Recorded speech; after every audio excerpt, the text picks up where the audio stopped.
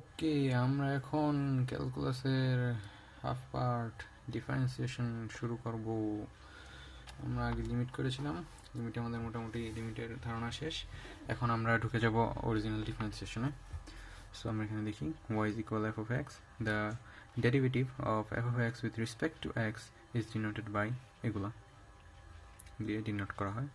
এখন যদি বলা যায় derivative of f of y with respect to y is denoted by, তাহলে এই সব জায়গায় y এসে পড়তো। ঠিক আছে, এখানে এক্স জেড কে যা ইচ্ছা তাই হতো, এখানে y থাকতো না। ওকে, এখন আমাদের যা যা লাগবে তা হচ্ছে ফর্মুলা। আমরা যদি ফর্মুলাগুলো জানি তা আমরা ইজিলিভাবে ডিফারেন্সিয়েশন করে ফেলতে পারবো। ওকে, সো ডিফারেন্সিয়েশনকে আমরা ডিএক্স দিয়ে ডিনোট করি যদি এক্স এর সাপেক্ষে ডিফারেন্সিয়েশন হয়। যদি ওয়াই এর সাপেক্ষে ডিফারেন্সিয়েশন হয় তাহলে আমরা ডিনোট করবো ডি ওয়াই। ওকে, আচ্ছা, আমি যদি এখন বলি ওয়াই এর সাপেক্ষে ডিফারেন্সিয়েশন তাহলে আমাদের ডিনোটের সাইনটা হবে এরকম। আমি যদি বলি সি এর সাপেক্ষে ডিফারেন্সিয়েশন তাহলে আমাদের ডিনোট করার সাইনটা হবে এরকম। আমি যদি বলি জেড এর সাপেক্ষে ডিফারেন্সিয়েশন তাহলে আমাদের ডিনোট করার সাইনটা হবে এরকম। আশা করি বুঝতে পেরেছি আমরা। ওকে, সো এখন আমরা দেখবো x to the power N, x এর সাপেক্ষে differentiation x to the power n এর জন্য। তো x to the power n এর ডিফারেন্সিয়েশন হয় N x to the power N minus one. So এখন এন এর জায়গায় যদি আমি কোনো নাম্বার বসাইতাম তাহলে কীরকম হতো ওটা আমরা দেখি।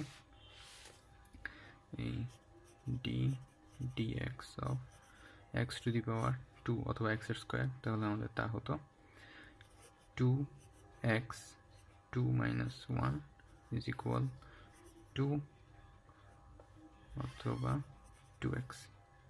ওকে, বুঝতে পেরেছি আমরা এই x to the power n এর ফর্মুলাটা এরকম। সো তার জায়গায় যদি আমরা এখন দিয়ে দিই থ্রি, সরি কাপাকাপি হচ্ছে, তাহলে আমাদের হবে এরকম থ্রি এক্স, এখানে থ্রি মাইনাস ওয়ান, তাহলে থ্রি এক্স এর স্কোয়ার। ওকে, এটা আমাদের ছিল first formula. Second formula D x x, তাহলে হবে ওয়ান। ডি এক্স সি, এটা হবে জিরো। কেন? আমরা ডিএক্স বলছি, অর্থাৎ এক্সের সাপেক্ষে ডিফারেন্সিয়েশন হচ্ছে। সো এখানে যদি এক্স থাকে তাহলে এক্সের সাপেক্ষে এক্সের ডিফারেন্সিয়েশন ওয়ান। বাট এখানে এক্স ছাড়া এবং কোনো এক্সওয়ালা ভ্যালু ছাড়া যাই থাকুক না কেন তা ডিফারেন্সিয়েশন করলে জিরো হয়ে যাবে। যেমন আমি এখানে যদি বলি এক্সের সাপেক্ষে জেড এর ডিফারেন্সিয়েশন ডিএক্স জেড, আমি এখানে আমাদের অপারেটর এক্স, এখানে জেড দেওয়া হচ্ছে, তাহলে তো হবে না, তাহলে আমাদের হয়ে যাবে জিরো। আবার সিম্পল আমি যদি বলি জেড এর সাপেক্ষে এক্স এর ডিফারেন্সিয়েশন, ওকে, তো এখানে আমাদের জেড এর সাপেক্ষে করছি, এটা হচ্ছে এক্স, তাহলে এটা হয়ে যাবে জিরো। আবার সেমভাবে যদি এরকম থাকে ডিএক্স এক্স এর সাপেক্ষে ডিফারেন্সিয়েশন, এখানে যদি থাকে টু, এটা হয়ে যাবে জিরো। বাট আমাদের যদি এরকম থাকে ডিএক্স অফ টু এক্স, ওকে, তাহলে আমাদের কীরকম হবে?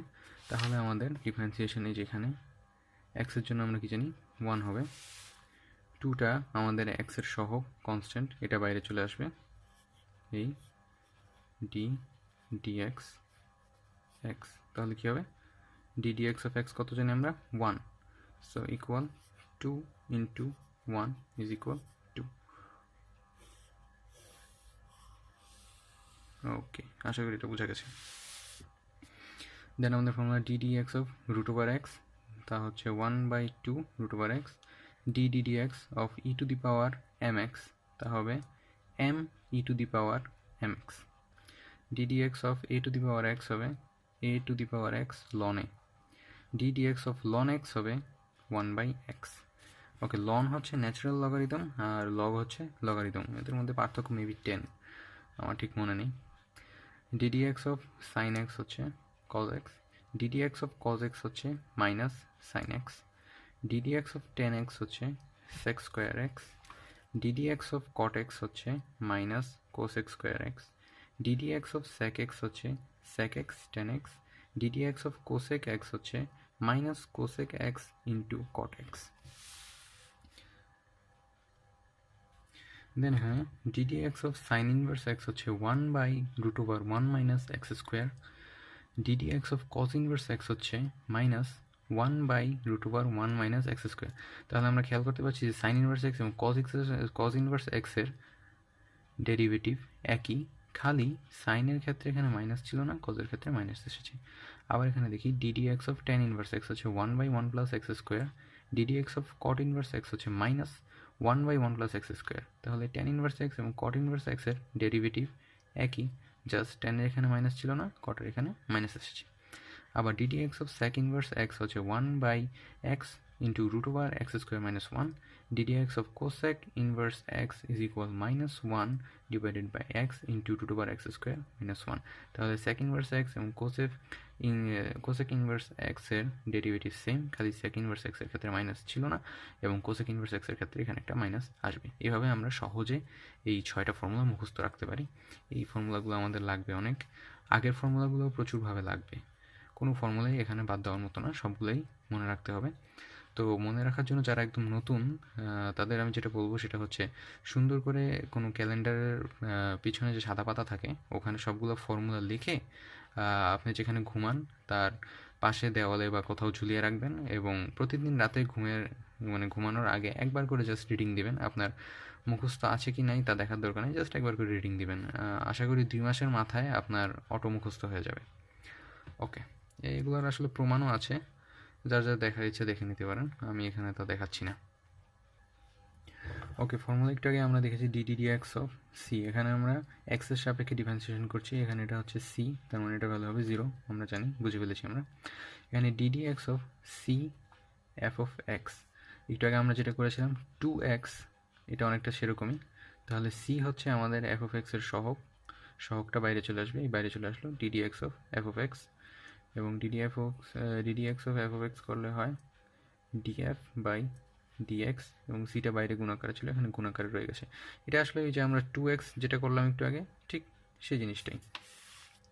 ওকে, দেন ddx অফ এখানে একটা ভ্যালু থাকবে প্লাস মাইনাস দিয়ে আরেকটা ভ্যালু যদি থাকে, তাহলে ddx অফ এই পাশের ভ্যালুটা প্লাস মাইনাস যা থাকবে তা অপর পাশের ভ্যালুটা, এই যে ddx অফ এই পাশের ভ্যালুটা প্লাস মাইনাস দিয়ে ddx অফ অপর পাশের ভ্যালুটা।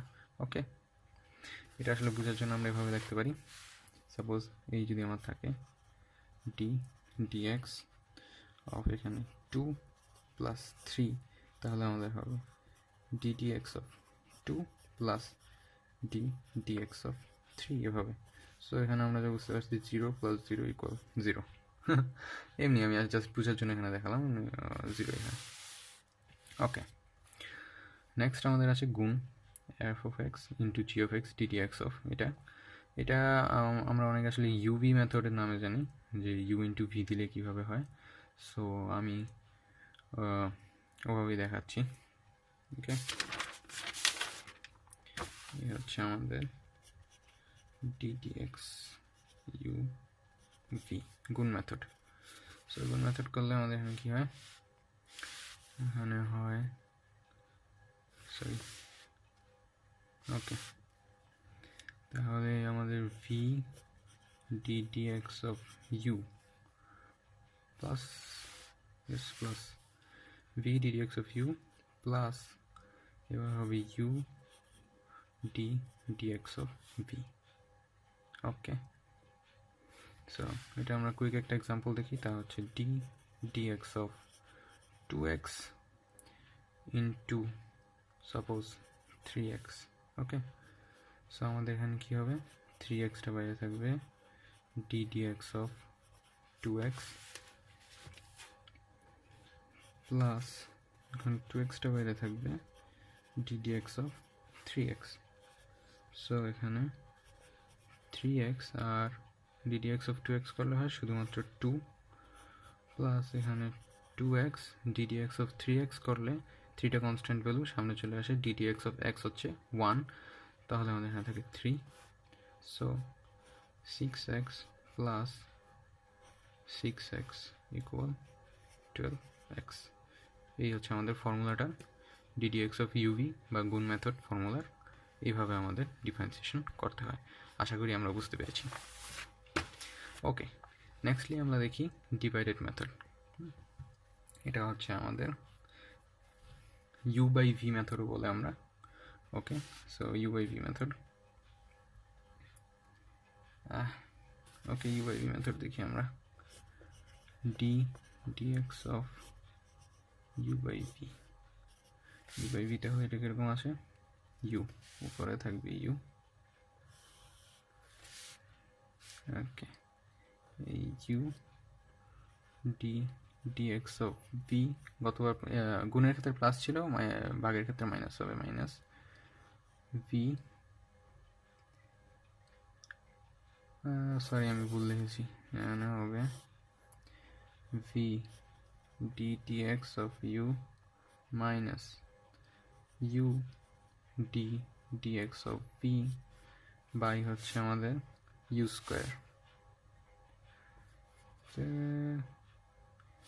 ইউ স্কোয়ার না এটা আসলে ভি স্কোয়ার হচ্ছে v square okay so d d x of u by v হচ্ছে নিচেরটা এখানে ফার্স্টে থাকবে আর উপরেরটা ডিফারেন্সিয়েশন আকারে থাকবে মাইনাস এবার উপরেরটা নর্মাল থাকবে নিচেরটা ডিফারেন্সিয়েশন আকারে থাকবে এবং ডিভাইডেড বাই হবে নিচেরটার স্কোয়ার ওকে এটা হচ্ছে আমাদের এরকম ভাগ আকারে ডিফারেন্সিয়েশন থাকলে কীভাবে করতে হবে তার ফর্মুলা ওকে সেখানে আমরা একটা মান বসিয়ে দেখি আমরা করতে পারি কিনা ডিডিএক্স অফ আগেরটার মধ্যেই করি এখানে দিলাম 2x নিচে দিলাম 3x ওকে সো আমাদের এখানে হবে 3x dx of 2x minus 2x dx of 3x আর নিচে হবে আমাদের 3x এটা স্কোয়ার রাইট ওকে তো আমরা এখন ডিফারেন্সিয়েশন করি পরে 3x যা ছিল তাই থাকবে 2টা কনস্ট্যান্ট আকারে বের হবে dx অফ x মাইনাস এখানে আমাদের 2x যা ছিল তাই থাকবে এখানে 3টা বের হয়ে সামনে আসবে ভিতরে হবে dx অফ x আর নিচে হচ্ছে আমাদের 9x স্কোয়ার সো আমাদের এখানে হচ্ছে 3 দুগুণে 6 6x R ddx of x এটা আমরা ফর্মুলা জানি 1 মাইনাস 3 দুগুণে 6 6x ddx অফ x হচ্ছে 1 into 1 by 9x square is equal এখানে উপরে হয় তাহলে 6x minus 6x by 9x square okay আচ্ছা এই ডিফারেন্সিয়েশনটা আমি একদম ভেঙে ভেঙে দেখিয়ে দিলাম লাস্টে যে গুণ মেথড ছিল ওখানে ভেঙে ভেঙে দেখাইনি কারণ আমি আগেই একবার ভেঙে দেখিয়েছিলাম তাও মনে হলো এবার লাস্ট টাইম একবার ভেঙে দেখিয়ে দিই সো মোটামুটি আমাদের ফর্মুলাগুলো আশা করি আমরা বুঝতে পেরেছি নেক্সটে আমরা তাহলে কিছু ডিফারেন্সিয়েশন করব সো এই লেকচারে জাস্ট ফর্মুলাগুলো পর্যন্তই থাক আশা করি ফর্মুলাগুলো বোঝা গেছে এবং মুখস্থ রাখবেন আপনারা তাহলে আমরা নেক্সটে যে ডিফারেন্সিয়েশনগুলো করবো ফর্মুলাগুলো মুখস্থ থাকলে ইজিলি করতে পারবো okay thank you very much